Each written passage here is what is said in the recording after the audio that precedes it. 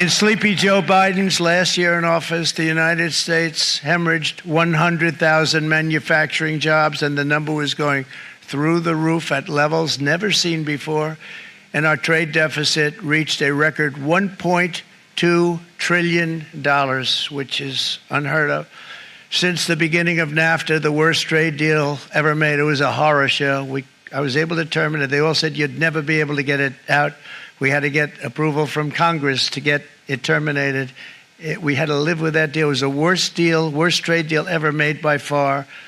But since the very beginning of NAFTA, our country lost 90,000 factories. Think of what that is, 90,000.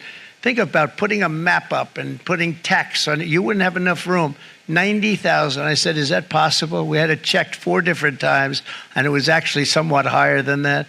And 5 million manufacturing jobs were lost while racking up trade deficits of $19 trillion.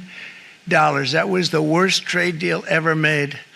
As a result of these gigantic losses, foreign nations now own $26 trillion more of American assets than think of this, than the Americans own of their own foreign assets or other foreign assets. The United States can no longer produce enough antibiotics to treat our sick. We have a tremendous problem. We have to go to foreign countries to treat our sick. If anything ever happened from a war standpoint, we wouldn't be able to do it. We import virtually all of our computers, phones, televisions, and electronics. We used to dominate the field, and now we import it all from different countries. A single shipyard in China now produces more ships every year than all of the American shipyards combined. Think of that. And it was a business that we used to dominate. We used to dominate it totally. In short, chronic trade deficits are no longer merely an economic problem. They're a national emergency that threatens our security and our very way of life. It's a very great threat to our country. And for these reasons, starting tomorrow, the United States will implement reciprocal tariffs on other nations.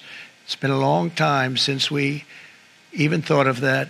And energy costs now are down, groceries are down, gasoline is way under $3, and people are beginning to be able to buy things and live again. We brought prices way down. We created 10,000 already in a few weeks, new manufacturing jobs, and it was that took place in 1 month, numbers that they haven't seen in a long time. We had virtually no inflation under my term.